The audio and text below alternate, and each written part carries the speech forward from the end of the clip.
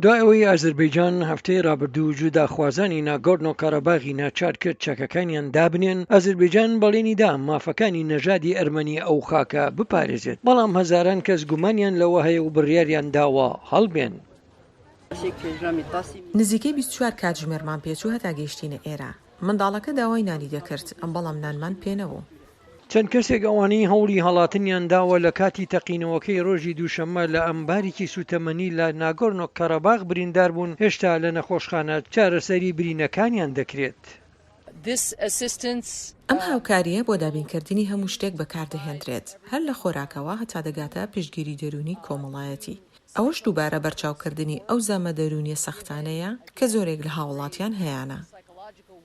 چەند کەسێک ئەوانەی هەوڵی هەڵاتنیان داوە لە کاتی تەقینەوەکەی ڕۆژی دووشەممە لە ئەمبارێکی سوتەمەنی لە ناگۆرنۆ کارەباغ بریندار بوون، هێشتا لە نەخۆشخانە چارەسەری برینەکانیان دەکرێت.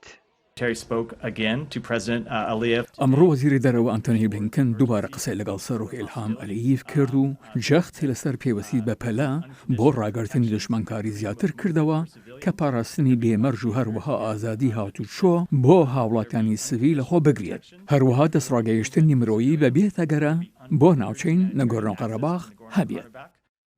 کەری کاڤانەوە هاوسەرۆکی پێشووی ئەمریکا بۆ گروپی مینسک بە دەنگی ئەمریکای گوت پێویستە حکومەتی ئەرمینیا بە پەلە سەرچاوەکانی خۆی بۆ یارمەتیدانی ئاوارەکان بخاتە گەڕ.